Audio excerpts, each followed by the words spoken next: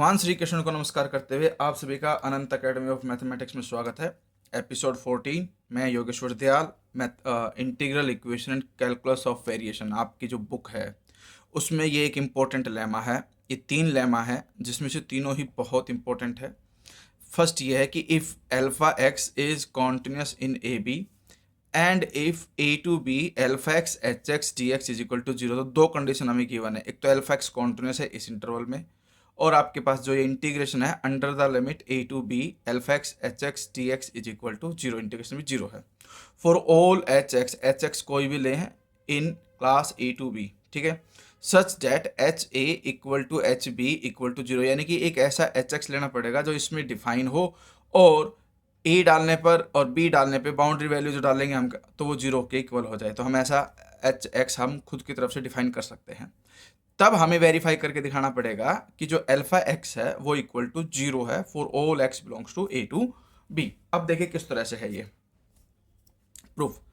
Suppose the function alpha X is non zero, कि जो alpha X है वो नॉन जीरो है एट सम पॉइंट से सी इन ए बी। हमने कंसिडर किया, सपोज किया कि जो एल्फा एक्स है वो 0 नहीं बल्कि नॉन जीरो है। अब नॉन जीरो है तो एक्स की कोई पर्टिकुलर वैल्यू डालेंगे, वो हमने सी मान ली और वो सी इस इंटरवल में लाई करता है।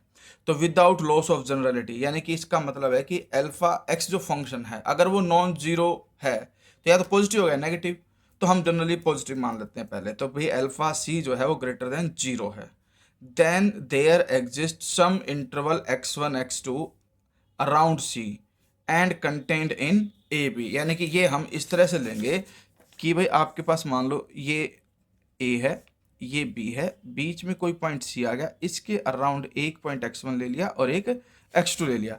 अगर सी आपका इससे बिलोंग करता है तो इसका मतलब ये किसका सबसेट हो जाएगा, ए टू बी का। तो ये कंडीशन है, इसका मतलब ये है कि भाई जो अराउंड सी लिया हमने इंटरवल और content in A to B. और ये ध्यान रखना मैंने तो उसमें क्लोज की ब्रैकेट लगा दी थी, लेकिन यहाँ पे जनरली क्या है ओपन ब्रैकेट लेकर चलेंगे। जो सी है वो x1 x2 के इक्वल नहीं होगा बल्कि बीच में होगा।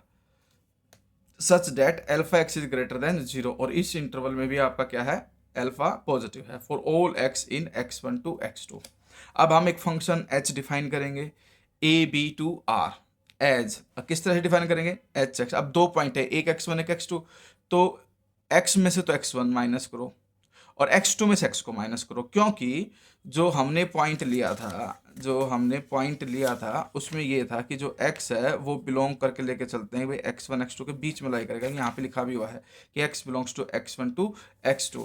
इसका मतलब है कि भाई x1 के इक्वल हो सकता है, ग्रेटर होगा और less than equal to x2। यानी कि यहाँ पे जो x है वो x1 से बड़ा है, तो जो x माइनस x1 वैल्यू है वो पॉजिटिव आएगी, और यहाँ पे x2 बड़ा है x से, तो ये भी आपकी जो वैल्यू है आपकी ये भी ग्रेटर देन या इक्वल टू 0 आएगी। तो इस तरह से जो इन दोनों का प्रोडक्ट आएगा वो आपके पास ये आएगा, और पॉजिटिव पॉजिटिव का मतलब पूरा ही पॉजिटिव आ जाएगा ये फंक्शन, और अदरवाइज इनके अलावा है तो वो क्या हो जाएगा, 0। देन h इज कॉन्टिन्यूस होने भी भाई लीनियर फंक्शन है, पोलिनोमियल बनेगा, तो इसलिए ये क्या है, कॉन्टिन्यूस है, हर एक वैल्यू पे वो डिफाइन है।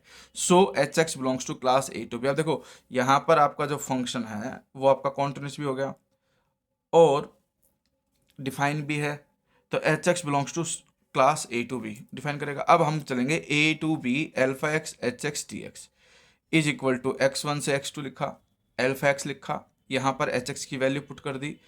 अब ये आपका ग्रेटर देन 0 आएगा। ग्रेटर देन 0 क्यों आएगा, क्योंकि सारी वैल्यू पॉजिटिव है, ठीक है। Since the integrand is positive in the open interval, क्योंकि ये सारा देखो एल्फा एक्स पॉजिटिव था, ये दोनों का प्रोडक्ट जो एच एक्स मान के चले थे वो भी पॉजिटिव, वो मैंने शो कर दिया। इंटीग्रांड पॉजिटिव है इसलिए ग्रेटर देन 0 आएगा। This is a contradiction. Contradiction क्यों, क्योंकि ये दोनों इक्वल हैं। ये हमें ऑलरेडी क्वेश्चन में गिवन है 0, और 0 कभी भी ग्रेटर देन 0 नहीं होता, इसलिए हमारे पास कॉन्ट्राडिक्शन आ गई। अब कॉन्ट्राडिक्शन टू द हाइपोथेसिस कहती है कि आपके पास जो एल्फा एक्स आपने पॉजिटिव माना था वो पॉजिटिव नहीं है बल्कि इक्वल टू क्या है, 0 for all X belongs to A to B. तो इस तरह से थ्योरम आपकी प्रूफ हो गई। इंपॉर्टेंट लेमा है, ये 2 नंबर में भी आ सकता है और आपका 5 मार्कर्स भी। यानी कि कई बार ऐसा है एक क्वेश्चन बना देते हैं जिसमें 3 सब पार्ट कर देते हैं A B C, तो तीनों लेमा को इस तरह से भी दे सकते हैं, तो ध्यान से करना है इसको।